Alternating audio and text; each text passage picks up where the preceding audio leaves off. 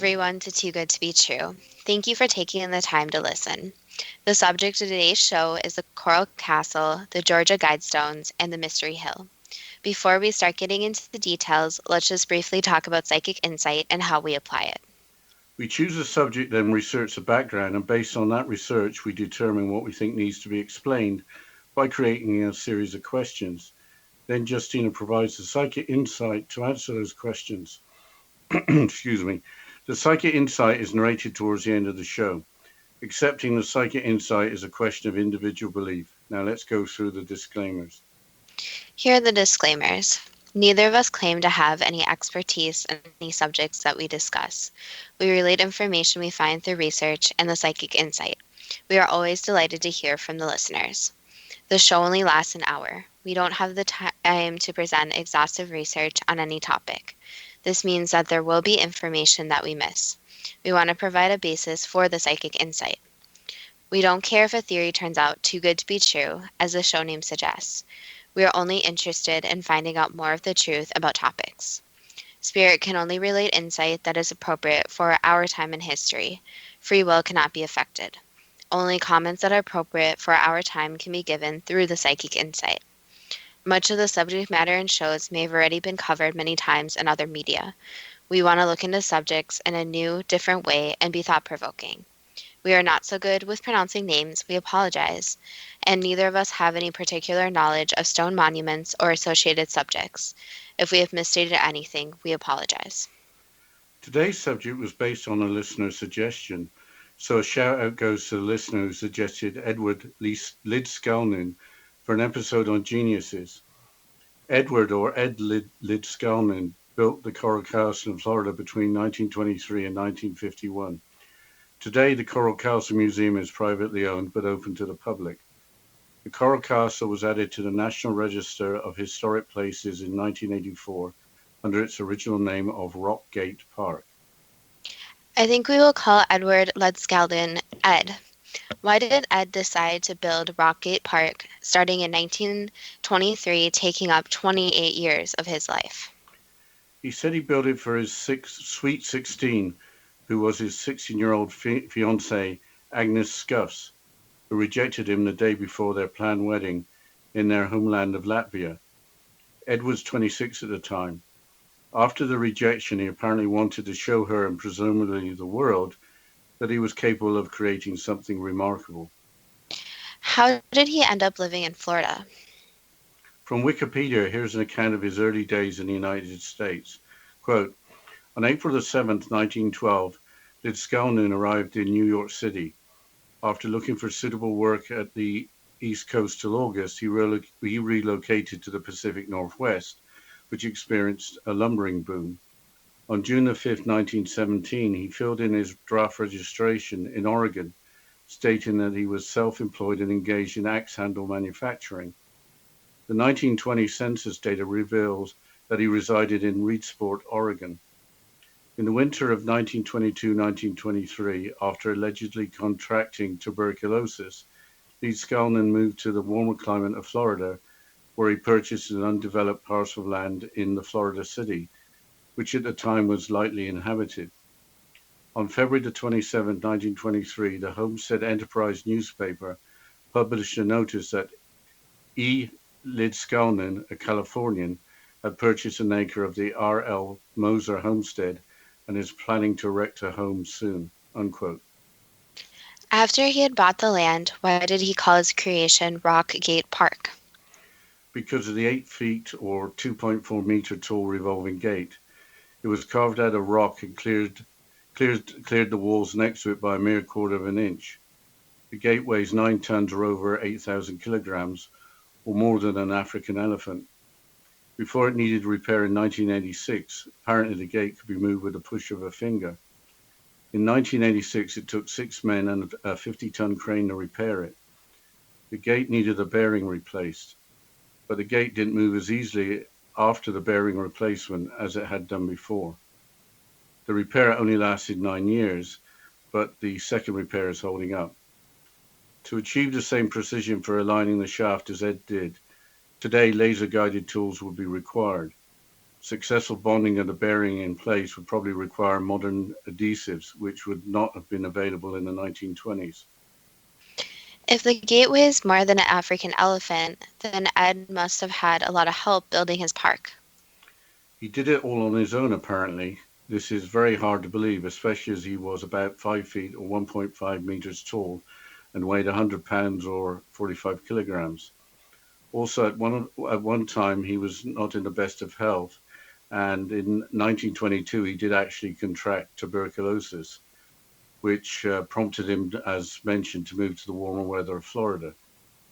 The tuberculosis went away after Ed apparently had used magnets.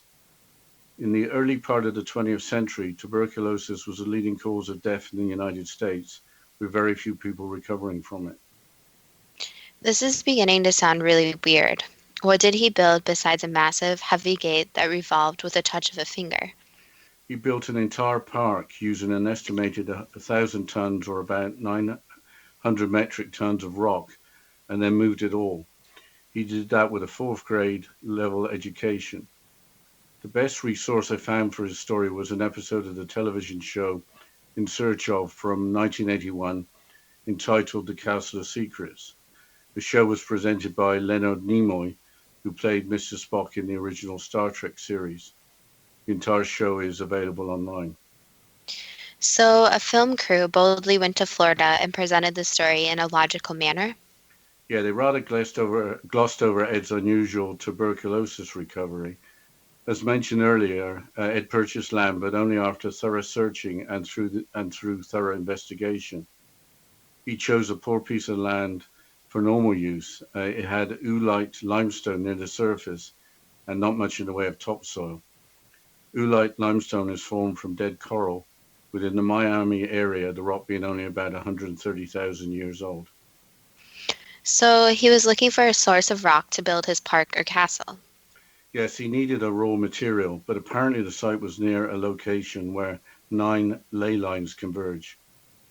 We talked about ley lines in the show about crop circles. They are hypothetical straight lines on maps between ancient ruins and natural landmarks.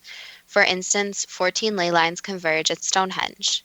But we haven't mentioned what Ed actually built with approximately 1,000 tons of rock that he quarried. Before we get into that, we have to try and figure out how he quarried the rock, let alone shaped it.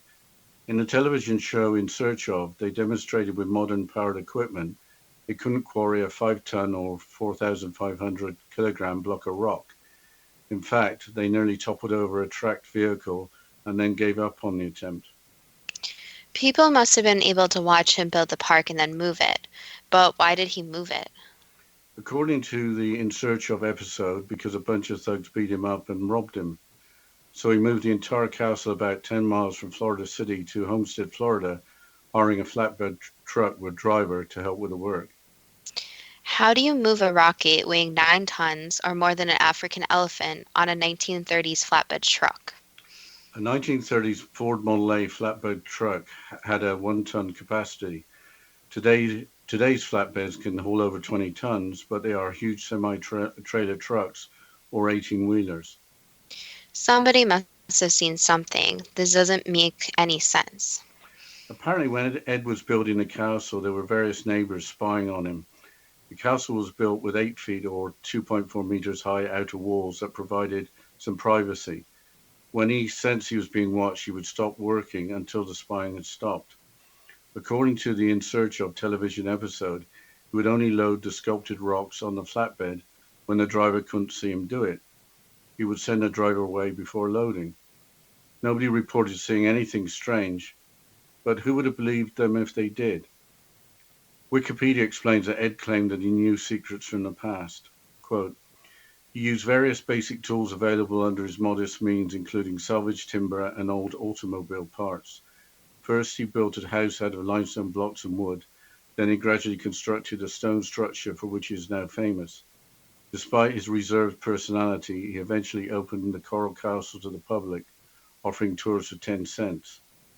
When people were asking about Leedskalnin how he had moved all of the heavy stone by himself, he usually replied, I understand the laws of weight and leverage, and I know the secrets of the people who built the pyramids. referring to the pyramids at Giza, Egypt. Some local residents later remembered that as school children, they had field trips to the construction site of the future Coral Castle, and Leedskalnin personally explained manual methods of his work, unquote. Weren't the pyramids built with thousands of slaves, dirt ramps, and rollers? History suggests that, along with massive construction made with the precision of a Swiss watch, this along with the completion of an individual pyramid within about 20 years. But Ed did everything himself, so he must have used technology that is not widely known, whether or not based on the secrets of the pyramids. The Coral Castle site contents are described in Wikipedia. Quote, the stones are fastened together without mortar. They are set on top of each other using their weight to keep them together. The craftsmanship detail is so skillful and the stones are connected with such precision that no light passes through the joints. The 8-foot, 2.4 meter tall vertical stones that make up the perimeter wall have a uniform height. But I think we're going to have to continue this quote after the break, Justina. Yes, we'll continue talking about Coral Castle after this short break, and you're listening to Too Good to Be True with Justina Marsh and Pete Marsh on the X Zone Broadcast Network, www.xzbn.net.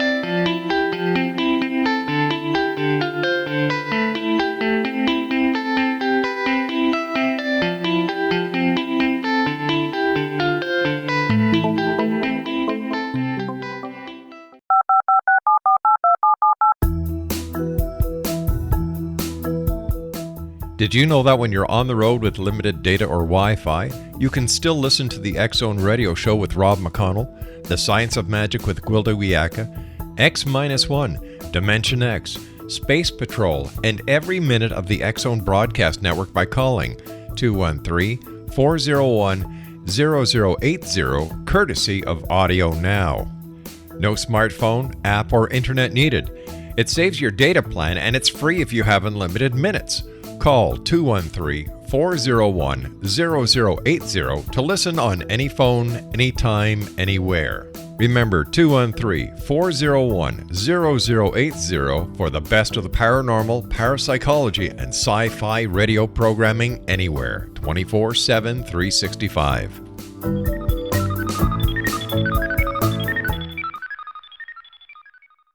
You have heard of the X Zone?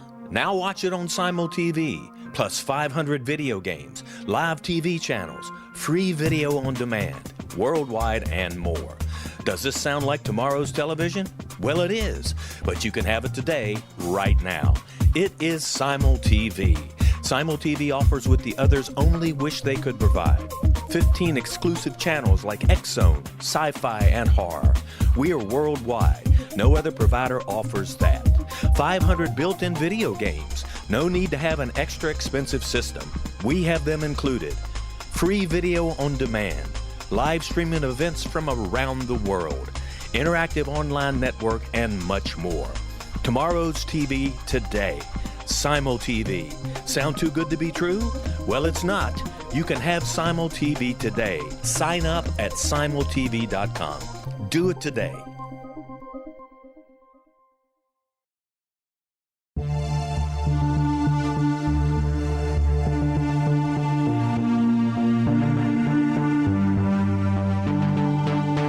We live in rapidly shifting times of extreme volatility and uncertainty. Such profound change brings a unique opportunity for the evolution of consciousness. I'm Gwilda Wiyaka, host of Mission Evolution Radio Show, a program that explores the latest scientific developments and deepening spiritual truths supporting human evolution. Join me on xzbn.net, where I interview leading experts in science, physics, medicine, spirituality, and more. By applying divergent viewpoints to leading-edge topics, we uncover expansive and evolutionary truth to assist you on your path to enlightenment. More information and past episodes are available at missionevolution.org.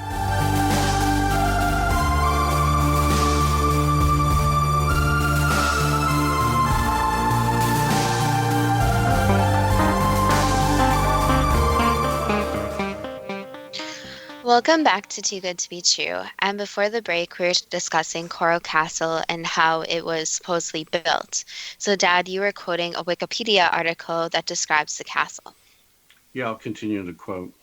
Even with the passage of decades and a direct hit on August the 24th, 1992, by the Category 5 Hurricane Andrew, the stones have not shifted. Many of the features and carvings of the castle are notable.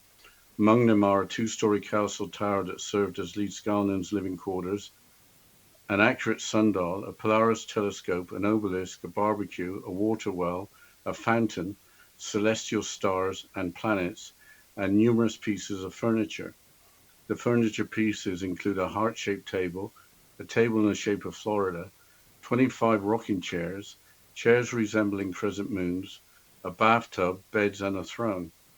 With few exceptions, the objects are made from single pieces of stone that weigh on average 15 short tons or 14 tons, long tons each.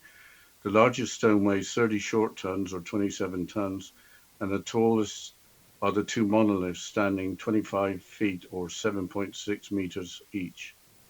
A short ton is 2,000 pounds or 907 kilograms. Just how much damage resulted from Hurricane Andrew? Again from Wikipedia, Hurricane Andrew caused incredible devastation. Quote, Hurricane Andrew was a Category 5 Atlantic hurricane that struck the Bahamas and Florida in mid-August 1992, the most destructive hurricane to ever hit the state until Hurricane Irma surpassed it 25 years later. It was the strongest in decades and the costliest hurricane to make landfall anywhere in the United States until it was surpassed by Katrina in 2005. Andrew caused major damage in the Bahamas and Louisiana, but the greatest impact was felt in South Florida, with sustained wind speeds as high as 165 miles per hour or 270 kilometers per hour. Passing directly through the city of Homestead in Dade County, now known as Miami-Dade County, it stripped many homes of all but their concrete foundations. In total, it destroyed more than 63,500 houses, damaged more than 124,000 others, caused $27.3 billion in damage, and left 65 people dead, unquote. So, Hurricane Andrew had a direct hit on the Coral Castle. Going back to the details of the castle, the gate wasn't the heaviest item. Yes, each quarry stone in the outer wall weighs about 23 tons or 21,000 kilograms each. The heaviest object, the obelisk, features the Latvian star carved into its top, weighs around 28 tons or 25,000 kilograms. But the object I think is the most interesting is the sundial. Sundials aren't uncommon. What is so special about this sundial? Travel author Kenan Bassart posted an article on the Coral Castle on the Constant Rambler website. The following are his comments about the sundial. Quote, being a science nerd, one of my personal favorite pieces on the property was the sundial built and designed by Ed. It can actually track the time of day within 1 to 2 minutes between the hours of 9 and 4. He chose 9 to 4 because he felt that those were the hours that a man should work. The ovals are shaped in a way that they adjust for the Earth's rotational and axial changes throughout the year. It is thought to be the only sundial of its kind in the world, unquote. I think we could go on much longer about the wonders of the Coral Castle, but did Ed's former fiancée, Agnes Scuffs, ever visit the tribute built to honor her? No, Agnes Scuffs never visited the Coral Castle, even though she was apparently invited. But Agnes became the subject of a track from singer-songwriter Billy Idol's 1986 Whiplash Smile album. Sweet 16 was written by Billy, apparently after he had seen the In Search Of episode. The song was a hit, reaching number 20 on the United States Billboard Hot 100 chart in 1987, while also charting around the world. I recommend listening to it. I think that Billy made a wonderful recording. One video I found starts with a picture of Ed with the Coral Castle in the background, and then the words, "Love Turned to Stone" are added. We need to get you away from music and switch topics. Let's move on to the Georgia Guidestones.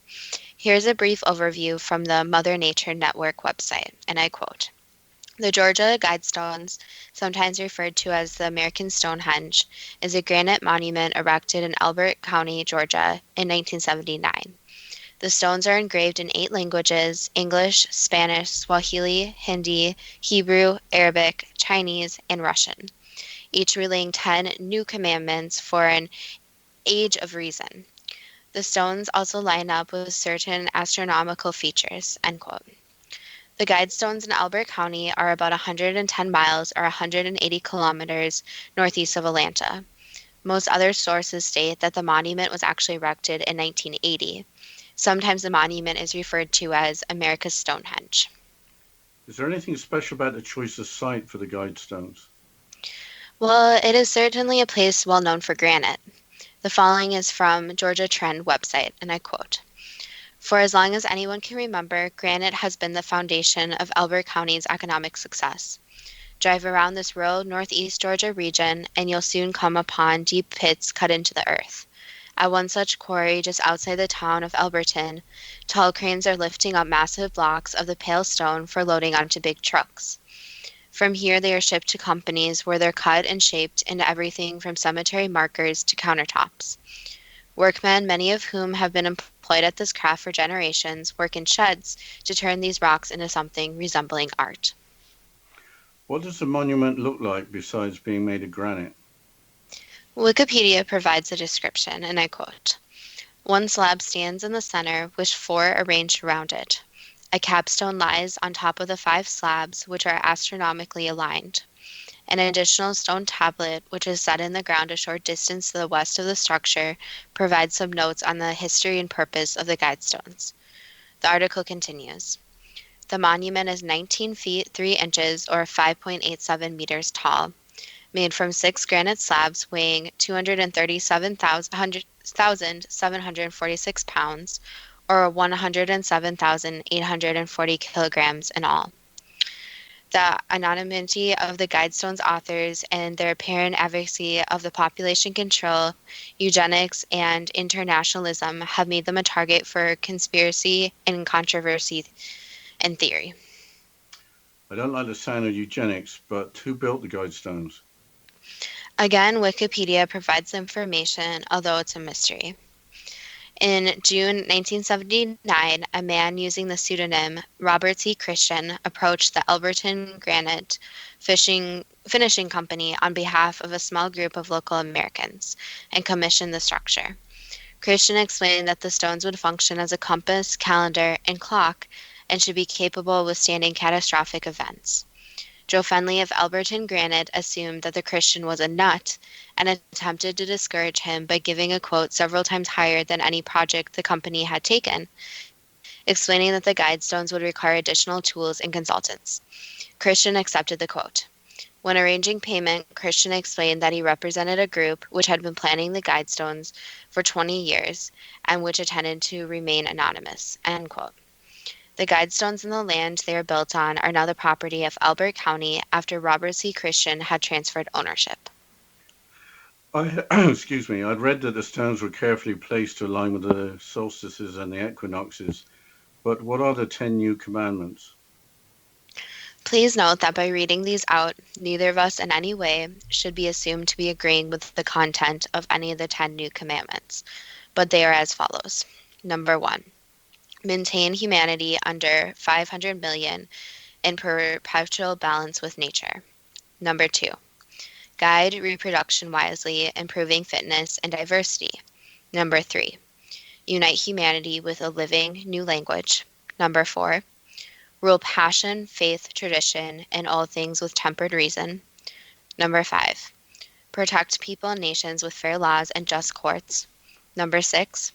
Let all nations rule internally, resolving external disputes in a world court. Number 7. Avoid petty laws and useless officials. Number 8. Balance personal rights with social duties. Number 9. Prize truth, beauty, love, seeking harmony with the infinite. And number 10.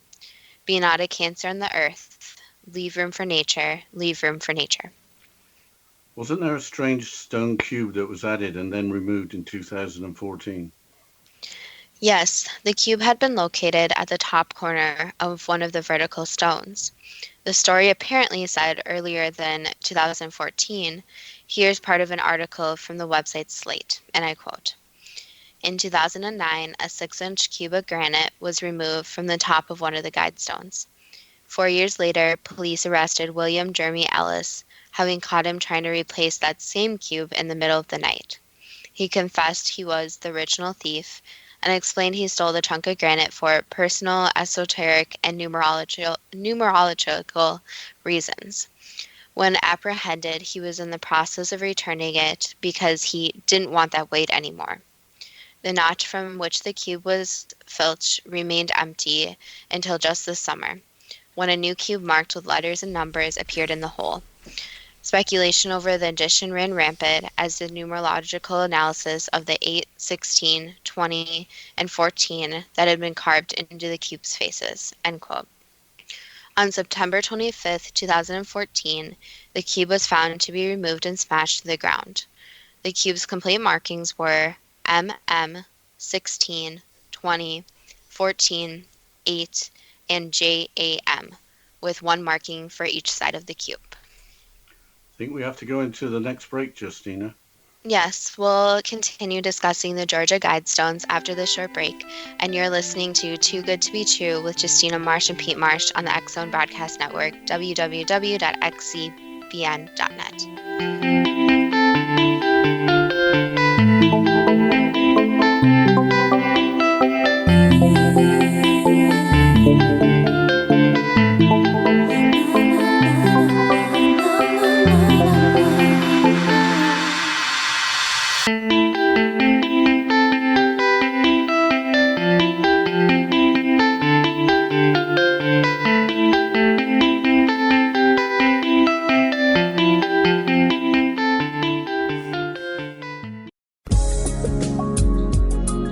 Broadcast studios in Hamilton, Ontario, Canada, to the world and beyond. You're watching the X-Zone Broadcast Network, www.xzbn.net. AVS Media. You have heard of the X-Zone? Now watch it on Simul TV, plus 500 video games, live TV channels, free video on demand, worldwide, and more. Does this sound like tomorrow's television? Well, it is, but you can have it today, right now. It is Simul TV. Simul TV offers what the others only wish they could provide.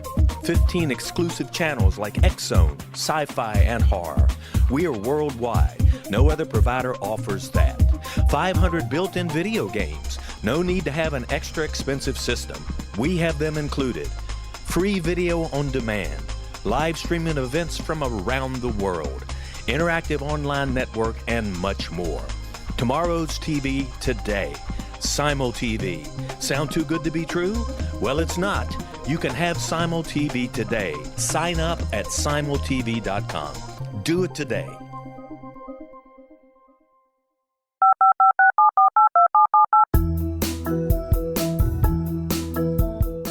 Did you know that when you're on the road with limited data or Wi-Fi, you can still listen to the X-Zone Radio Show with Rob McConnell, The Science of Magic with Gwilda Wiyaka, X-1, Dimension X, Space Patrol, and every minute of the X-Zone Broadcast Network by calling 213-401-0080, courtesy of Audio Now.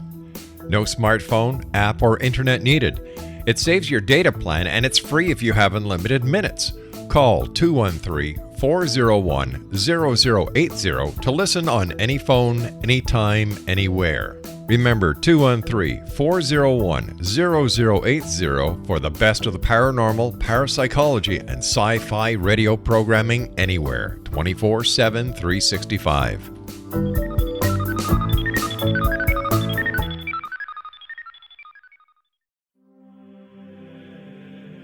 Rob McConnell here, presenting an overview for Nicholas Paul Jennings, author of a fascinating book, Amen. It presents facts revealed by Egyptologists, facts that enable us to understand why Amen is the beginning of creation of God.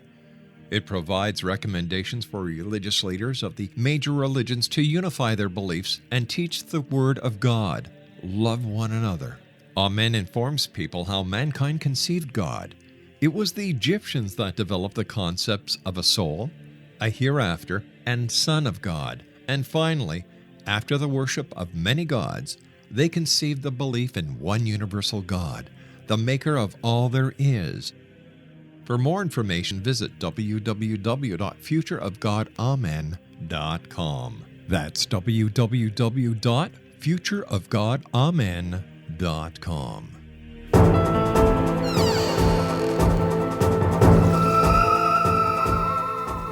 Welcome back to Too Good to Be True. And before the break, we were just finishing up talking about the Georgia Guidestones and the strange commandments and markings on the small cube that were found.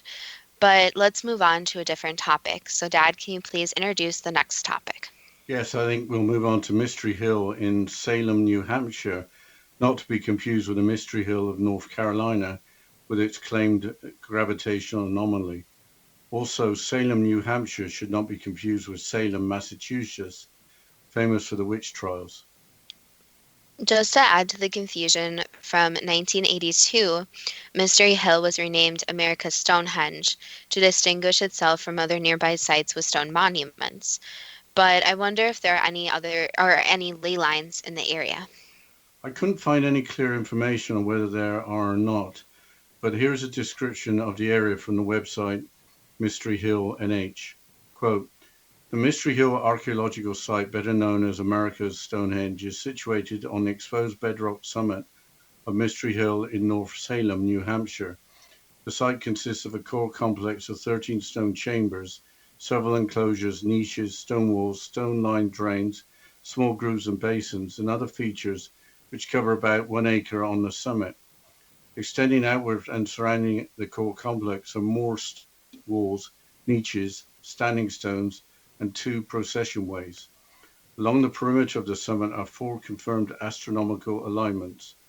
Below the summit on the slopes of the hill are a 14th chamber, 2 utilized natural caves, springs, stone walls, stone cairns, niches, standing stones, and other features. In total, the site covers about 105 acres. What is a stone cairn or a niche? A cairn is a human-made stack of stones, while a niche is just a human-created recess in a rock wall. The article goes on with Mystery Hill being not that unusual for the area, apparently. Quote, America's Stonehenge is not unique. Throughout the northeastern United States and southeastern Canada, there are thousands of archaeological sites with stone cairns, niches, enclosures, standing stones, and other types of structures. Over 500 of these sites contain stone chambers. Astronomical alignments have been confirmed at some of these sites as well. America's Stonehenge stands out amongst all of these sites because it is arguably the most complex, sophisticated, and visually impressive of all the known stone structure sites in northeastern United States, unquote. When were the rock features put together? The same website provides an answer. Quote, an impressive number of carbon-14 dates have been obtained from charcoal samples found during excavations at the site. These dates range from 7,000 years ago to as recently as 200 years ago. The earliest carbon-14 date, which is directly linked to construction activity on the site, is 2,995 before present, or about 3,000 years ago. Carbon-14 dates and some artifacts found at the site suggest continued activity at the site into the early historic period, just prior to white settlement of the region. Conservatively speaking, there is evidence of continued human presence related to the stone structures of the site for a 2,500-year time period.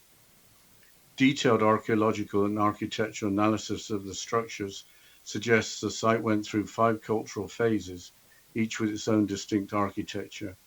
Rather than being built as a single large-scale construction project, the site evolved through multiple building episodes that expanded, modified, and upgraded it, unquote. That makes the question of who built it rather complicated, as it was built by different people over thousands of years. Various websites mention the contribution of Irish Chaldee monks from around 1000 AD and Goidelic Celts between 800 and 600 BC. Chaldee monks apparently were Gnostics, teachers and healers, and practiced meditation. Gnosticism, simply put, involves a belief that salvation is gained through knowledge. Goidelic Celts were people from Ireland and Western Scotland, with Goidelic referring to their language. Wait a minute. We are talking about ancient people and people from the early Middle Ages. Christopher Columbus didn't discover America until 1492. Vikings may have crossed the Atlantic all the way to America. They are believed to have settled in Greenland. In the history books, ancient peoples are from the British Islands didn't travel to America. Their technology would not allow it. Wouldn't it make sense that Native Americans built up the site over the centuries? I find that hard to argue with. The origins of Mystery Hill are controversial. Here's part of an article from Wikipedia that dismisses any European connections. Quote, in 1982, David Stewart Smith, Director of Restoration at Mystery Hill, conducted an excavation of a megalith found in a stone quarry to the north of the main site. His research team excavated the quarry site under the supervision of the New Hampshire State archaeologist and discovered hundreds of chips and flakes from the stone. They concluded that this was evidence of tool manufacture consistent with American Indian lithic techniques, although no date could be ascertained. Archaeologist Clive Runnels stated, no Bronze Age artifacts have been found there. In fact, no one has found a single artifact of European origin from that period anywhere in the New World, unquote. What other theories are there? Some modern ones. Here's an excerpt from an article from the website Unmuseum. Quote, the recent history of the hill starts with Jonathan Patty. Patty was a farmer who lived at the site from 1826 to 1848. There are many different and conflicting stories about Patty, including that he was a robber, ran an illicit still, and operated a stop on the famous Underground Railroad that spirited escaped slaves from the south to safety. One thing for sure is that he used one of the structures as a cellar for his farmhouse. Rumors abounded that Patty had built the structures with the help of his 5 sons for no apparent reason. This seems unlikely, as one of the site stones was found locked in the stump of a tree that started growing around 1769, long before Patty came to the area. In 1936, the site came into the hands of William P. Goodwin. Goodwin had a pet theory that Irish monks had crossed the Atlantic long before Columbus and were responsible for the structures on the hill. Goodwin conducted his own form of archaeology on the site by getting rid of whatever evidence that didn't fit his theory. The loss of these artifacts is one of the reasons the enigma of Mystery Hill is so deep, unquote. Another theory is that colonials created stone tables at the site in order to make soap. With that, I think it's time to ask the first question. Yes. How did Ed Leedskalnin overcome the then almost fatal disease of tuberculosis? Was it with the use of magnets? That was part of it, yes, and also natural remedies. So trying different herbs, spices, and basically using whatever could be available at the time. And also his body kept fighting and did not give up.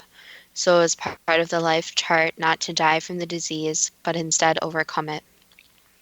So Ed overcame it with his own knowledge, is that correct? He had some help, yes, but mostly his knowledge. Did Ed build the Coral Cast stone press or win back former fiancée Agnes Scuffs? That was part of it, yes. Why didn't Agnes Scuffs ever visit the Coral Castle, even though she was invited? She didn't want to, so she basically didn't want anything to do with the castle. Ed had a 4th grade level education. Where did he gain the knowledge to do his work? A lot through books and handed down knowledge, so he read different books and was basically self-taught. Where did Ed get the idea to build the Coral Castle? Through his own imagination and through dreams. Why did Ed settle on the original location of Florida City? Was it because it had a good source of coral stone, or was it located near converging ley lines, or was it for both of those reasons? Both. How did Ed manage to quarry the rock to create the 9-ton, 8-foot tall revolving gate? Let's just say that he had some help to use techniques to move the rock, since there were not advanced techniques as of today to move the rock around. So would we call this paranormal help? Yes. How did Ed move and manipulate the 9-ton rock used to create the revolving gate? Again, with extra help. How did Ed get the help? Did he ask for it? Partly yes, and partly that the help wanted to experiment with different rock types and building techniques. What was the nature of the help? That it was very advanced for the time, but it wasn't widely available at the time, and it used techniques that aren't very Earth-like.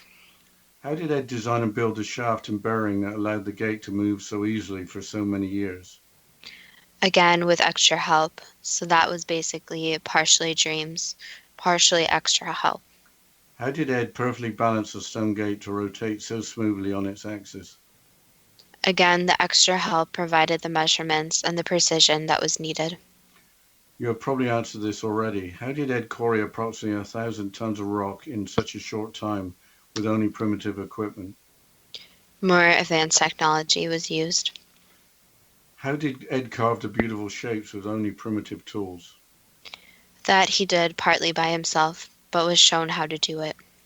Why did Ed stop working when he sensed he was being watched? Because the others did not want to be discovered. Why did Ed move the Coral Castle from Florida City to Homestead? Was it because he was beaten and robbed? Partly yes, and partly because there were too many wandering eyes. Ed loaded giant rocks on the flatbed truck, only while the driver wasn't watching. How did he do that? Basically distracting the driver, and also again different equipment that wasn't widely known about. But we'll have to continue discussing the psychic insight and the questions after the short break. And you're listening to Too Good to Be True with Justina Marsh and Pete Marsh on the X Zone Broadcast Network, www.xcbn.net.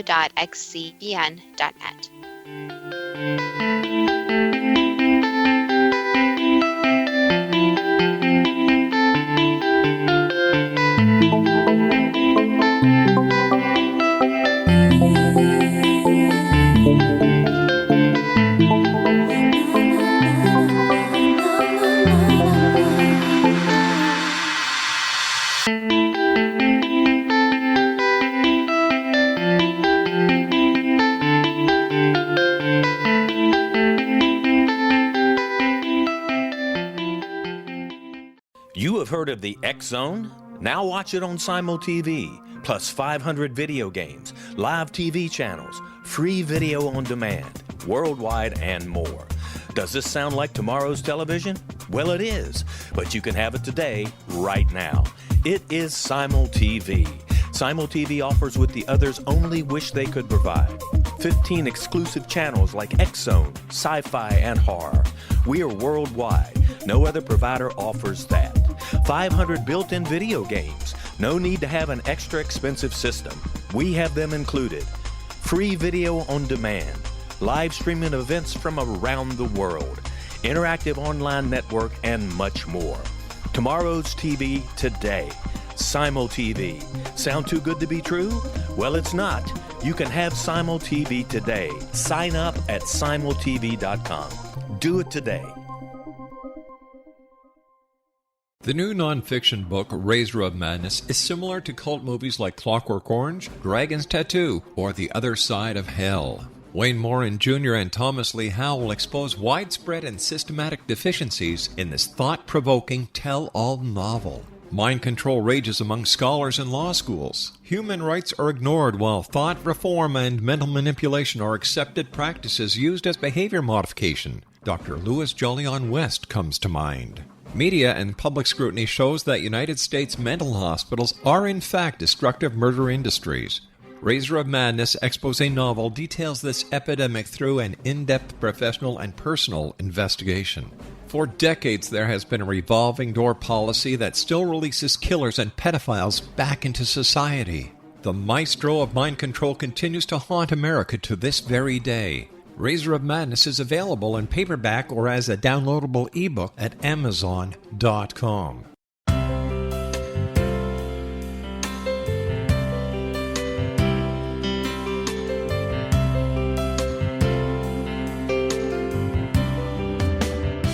The concept of a new age has been around since the late 19th century, yet much of its original meaning has been lost.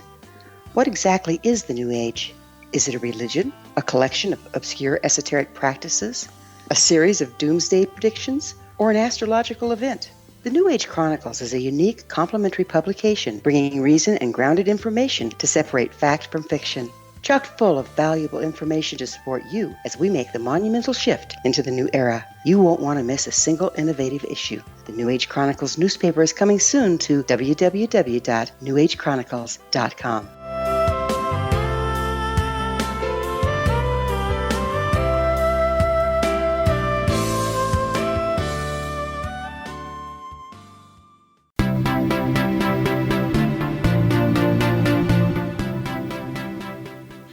Welcome back to Too Good to Be True. And before the break, we were going through the questions on the psychic insight, and we were discussing Coral Castle. So, Dad, can you please continue with the questions? Sure.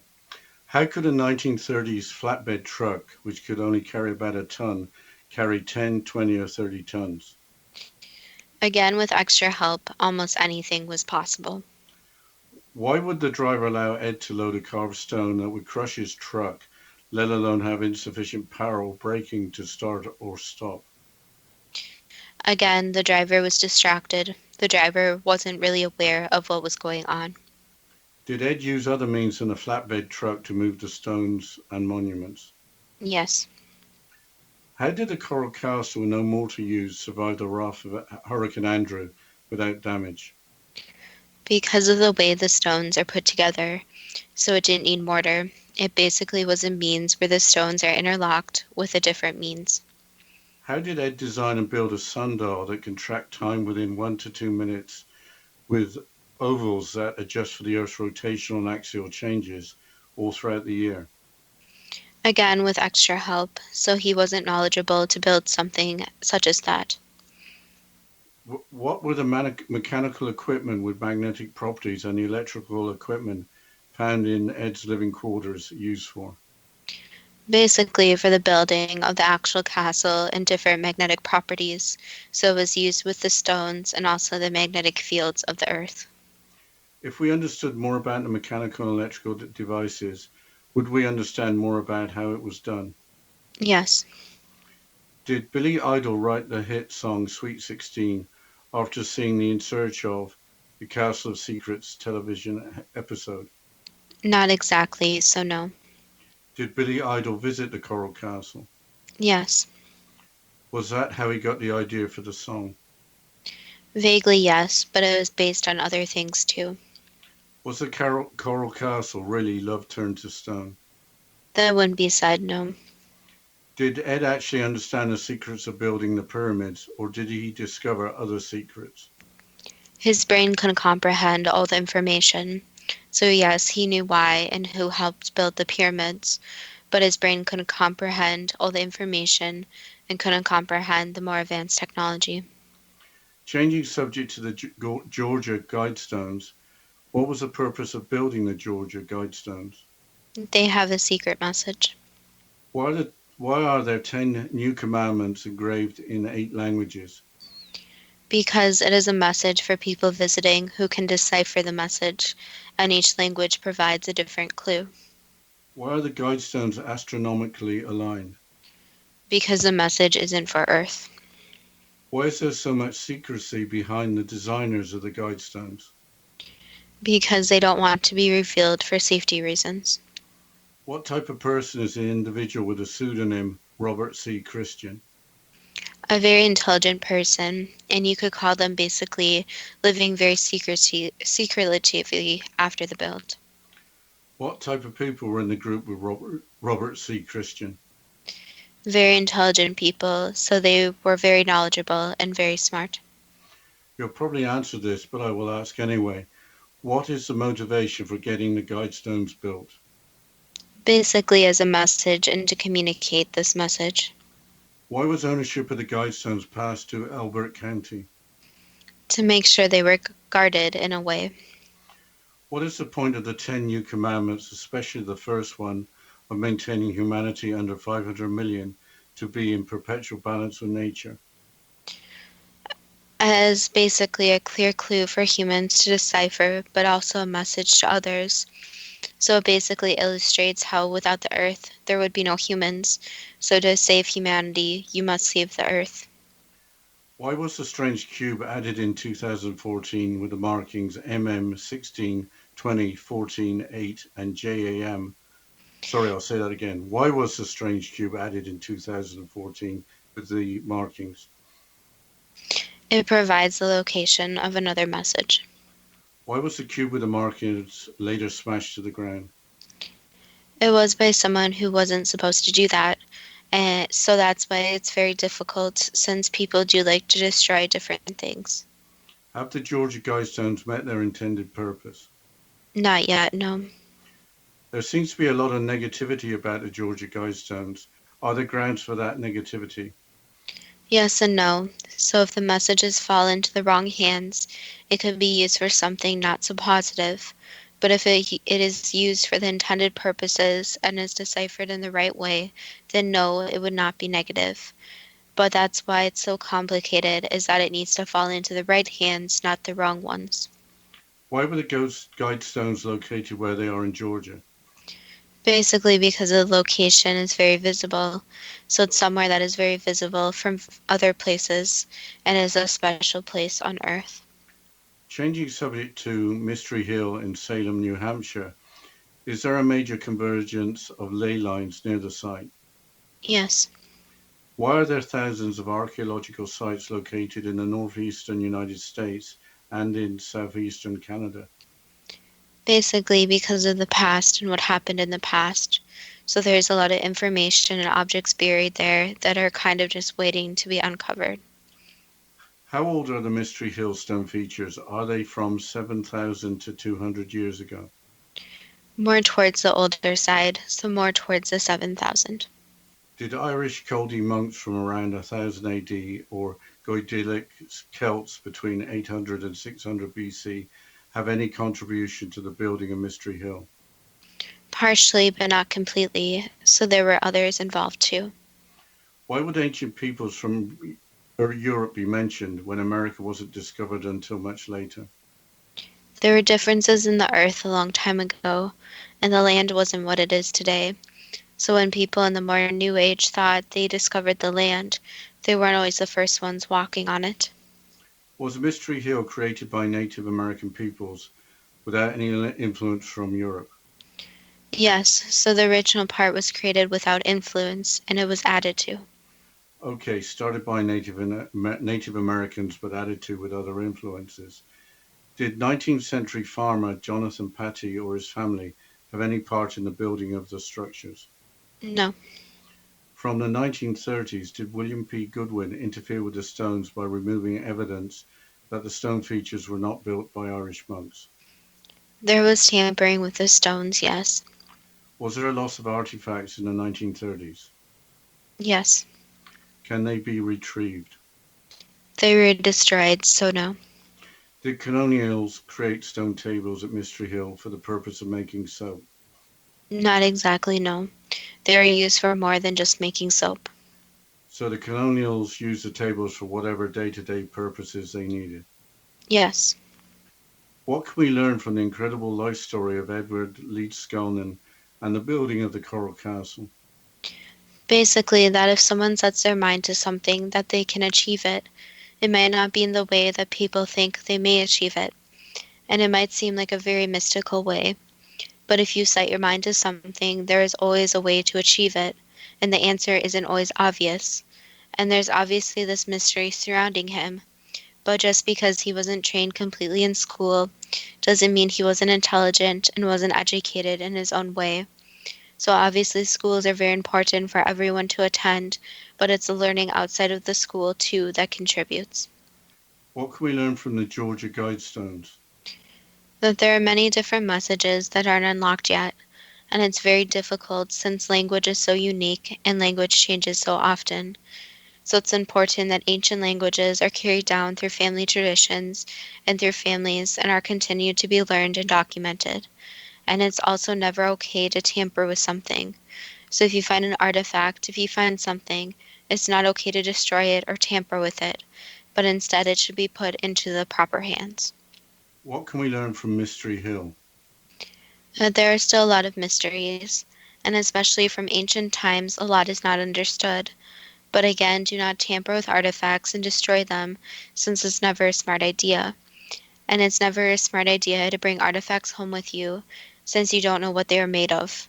You don't know the history. You don't know how dangerous they are. And also that's what's in the history books is complicated, since if there are no humans, there's no actual documentation. Not everything in the history books is always correct. That was the last answer. Is the technology that built the Coral Castle too good to be true? That depends on what you are prepared to believe. I think we need a final shout out to the listener who suggested Edward Leedskalnin for today's show.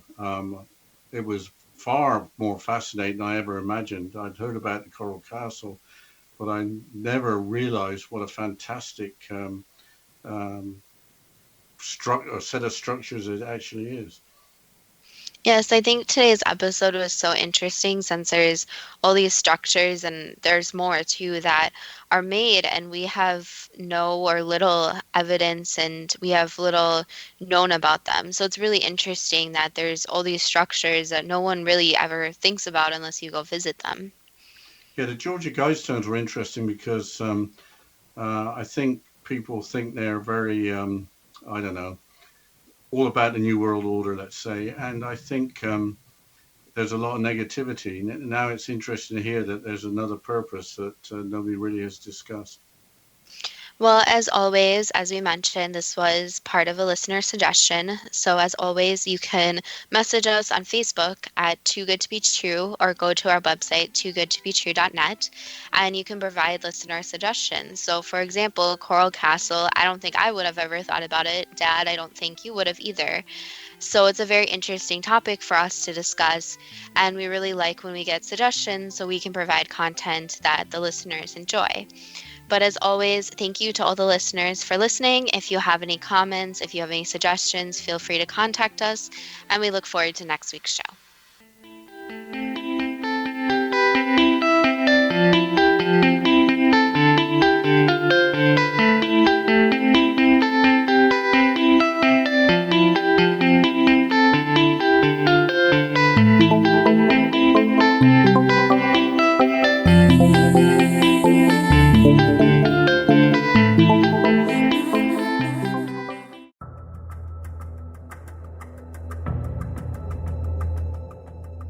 Modern Esoteric, Beyond Our Senses by Brad Olson, consummates the lifology story about where humanity originates. It is the lost continents, the primitive wisdom, the mythos of creation, and the rethinking of ancient history as we are taught in academia. There is much more to the story than what we have been told. As this is the first book in the Esoteric series, Modern Esoteric starts at the beginning of time and accelerates up to this modern age. Future Esoteric is book 2 in the series and takes a forward-looking position ahead of today with an open and honest examination of the ET issue and various unexplained phenomena. To discover the writings of author Brad Olson, visit www.bradolson.com. That's www.bradolson.com.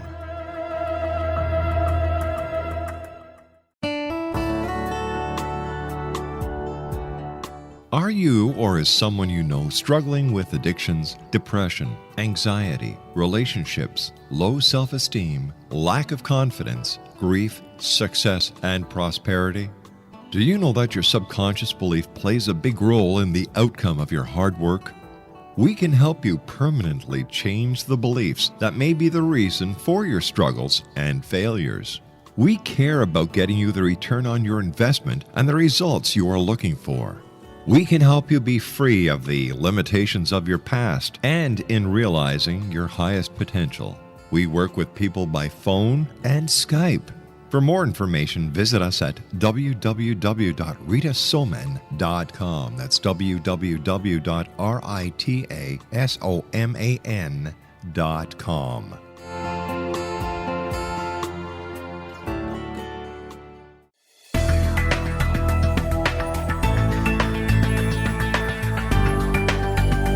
Do you think you have energy problems in your home? Do you feel better when you're away than when you're home? Joey Korn is a global leader in the world of dowsing who specializes in personal energy clearing and space clearing. He can help you create an ideal energy environment in your home no matter where you live in the world. Learn about his remote spiritual house cleaning services and much more at www.dowsers.com. You can get Joey's book, Dowsing, A Path to Enlightenment, as well as other dowsing books and tools, Kabbalah books, and Walter Russell books. Joey's work is really amazing. Go to dowsers.com right now. That's DOWSERS.com, or call 1-877-DOWSING. That's 1-877-369-7464.